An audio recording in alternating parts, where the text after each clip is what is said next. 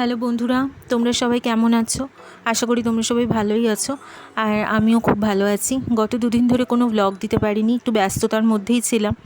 তো আজ দুপুরবেলা থেকে আমি আমার ব্লগটা আবার শুরু করছি। আজকের ব্লগটা একটু অন্যরকম, কারণ আজকে আমি তোমাদেরকে একটা ডেজার্ট রেসিপি করে দেখাবো, যেটা আমি আমার পিসিমণির থেকে শিখেছি। তো আসো চলো রেসিপিটা দেখে নেওয়া যাক। আজকে আপনাদের দুপুরবেলা বলেছিলাম যে আমি একটা ডেজার্ট বানিয়ে দেখাবো। তো আপনারা এটা একটা কমন ডেজার্ট, আপনারা অনেকেই বাড়িতে বানান। তো আমি আজকে একদম এটা নতুন ট্রাই করতে চলেছি, সেটা হচ্ছে ফ্রুট কাস্টার্ড। তো আসুন চলুন এটা দেখানো যাক।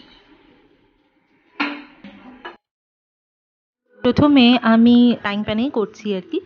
তো এখানে দুধটা ঢেলে দেবো, দুধটা গরম হবে, জাল দিয়ে নেবো দুধটা।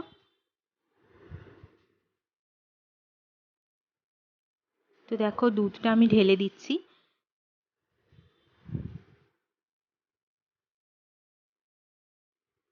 একটা ছড়ানো জায়গায় করলে একটুখানি সুবিধাই হবে এই রেসিপিটা।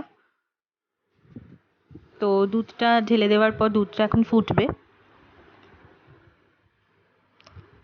আরেকটা দুধ এনেছিলাম, এটা রাত্রিবেলা আমি বাবাকে একটু ছানা করে দিই, বাবা একটু রাত্রিবেলা ছানা খান। তো ওটা আবার একটু আলাদা জায়গায় একটু ঢেলে রেখে দিচ্ছি।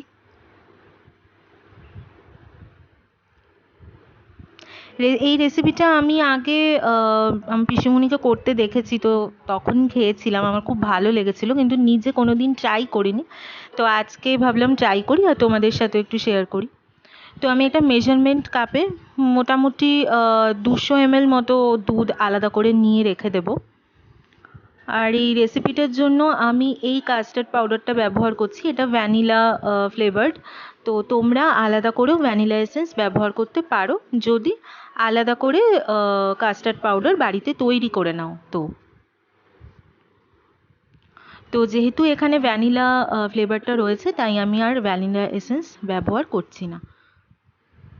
তো আমি দুধটা এখানে কাপের মধ্যে একটু ঢেলে নিচ্ছি, আলাদা করে সরিয়ে রেখে দেবো এটা। আর এই রেসিপিটার জন্য দুধ, এই চিনি আমি আলাদা করে সরিয়ে রেখেছি, কাস্টার্ড পাউডার, একটু অ্যালমন্ড। আর যেহেতু ফ্রুট কাস্টার্ড, তাই বাজার থেকে একটা আপেল আর একটা বেদানা কিনে এনেছি। একটু অল্প করেই করব, ফার্স্টে আগে একটু করে দেখবো কেমন লাগে। তো তোমরা আরও অনেক ফল এখানে অ্যাড করতে পারো, অনেকে স্ট্রবেরি, কিউই, আরও অনেক কিছু, কলা অ্যাড করে। তো আমি আপাতত আজকে এই তিনটে দিয়েই করবো রেসিপিটা। তো এখানে পাউডারটা আমি পরিমাণ মতো নিয়ে নেব। তোমরা যেরকম পরিমাণ, যতটা পরিমাণ করবে ঠিক আন্দাজ মতো ওইভাবেই নিয়ে নেবে। আমি 4 চামচ মতো নিয়ে নিচ্ছি পাউডারটা।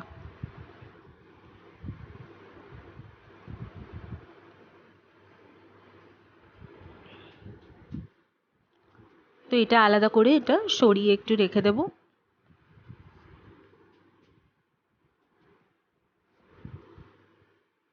এই রেসিপিটা বাচ্চারা খুব ভালো পছন্দ করে, এটা আমি দেখেছি, কারণ অনেকে কাস্টার্ড, আমি শুনেছি কাস্টার্ড বাচ্চারা খুব পছন্দ করে। দেখো দুধটা আমার প্রায় ফুটে এসছে। দুধটা ফুটে গেলে এটা আমি আবার একটু লো ফ্লেমে করে দেবো, কারণ এই রেসিপিটা পুরোটাই লো ফ্লেমেই হবে।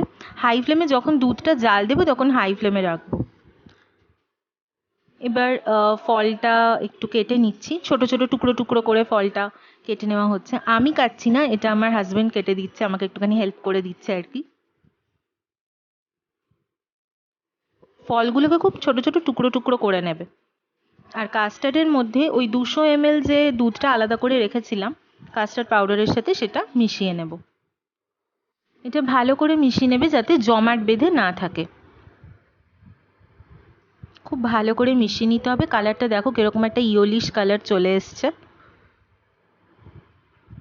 এটাকে খুব ভালো করে মেশাবে।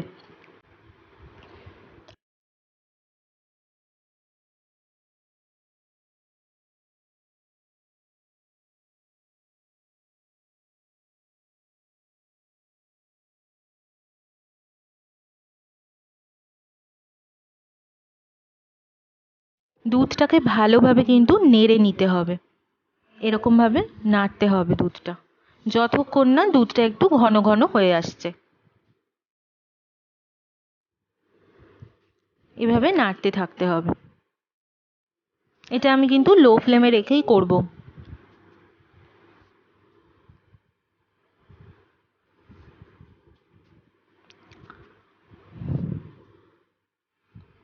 কাস্টার্ড অনেকে ফ্রুট ছাড়াও খায়, তো একটু ফ্রুট অ্যাড করলে কি হয়, স্বাদটা ভালো হয় আর কি।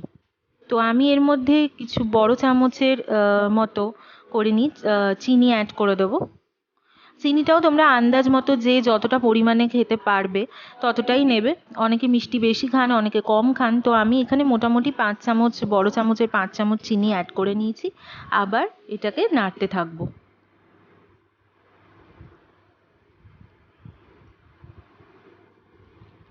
দুধটা যখন একটু ঘন ঘন হয়ে আসবে তখন সাইড দিয়ে দেখো একটা আস্তরণ মতো পড়ে গেছে, তো সেটাকেও বেশ ভালোভাবে নিয়ে নাড়তে থাকবে। দুধটা যত ঘন হবে তত এটা ভালো লাগবে খেতে। এবারে আমি কাস্টার্ড পাউডারটা দুধের সাথে যেটা মিশিয়ে রেখেছিলাম সেটা আমি আস্তে করে অ্যাড করে দেবো।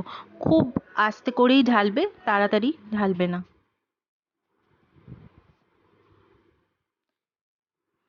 এবার যখন আমি এটাকে অ্যাড করছি দেখো কিরকম একটা ঘন ঘন হয়ে গেছে।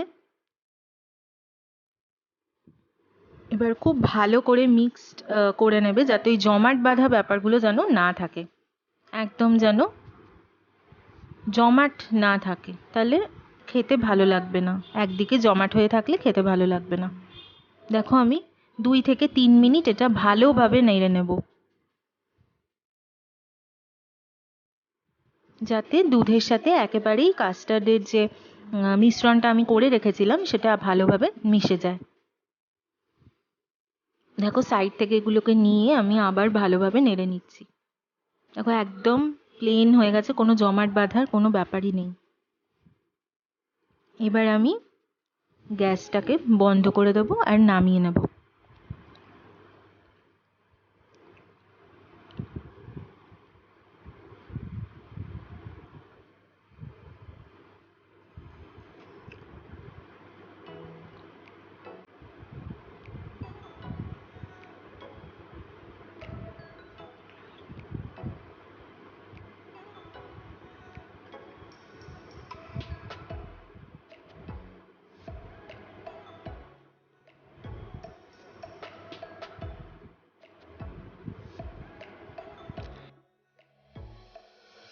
এবার আমি ফ্রুট দিয়ে গার্নিশিংটা করে নেব।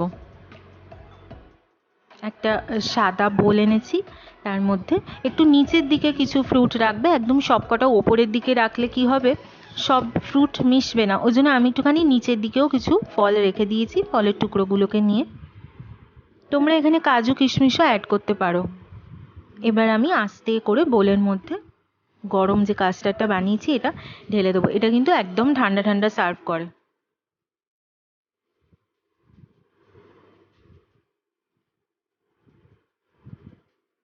এখনই বেশ ভালো রকম জমে গেছে।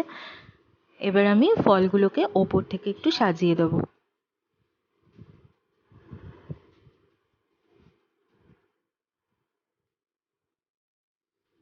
বেদানাগুলোকে ওপরের দিকে ছড়িয়ে দেবো।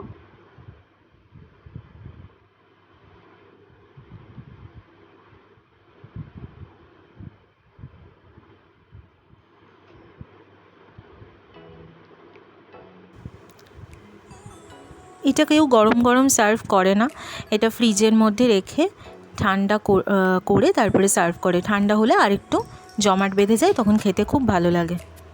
দেখো আমার কাস্টার্ড অলমোস্ট রেডি। এবার একটু উষ্ণ করে নিয়ে তারপরে ফ্রিজে রেখে দেবো। যদি তোমাদের ভিডিওটা ভালো লেগে থাকে তাহলে লাইক করবে, শেয়ার করবে আর একটা ছোট্ট কমেন্ট করে দেবে। আজকের মতো টাটা।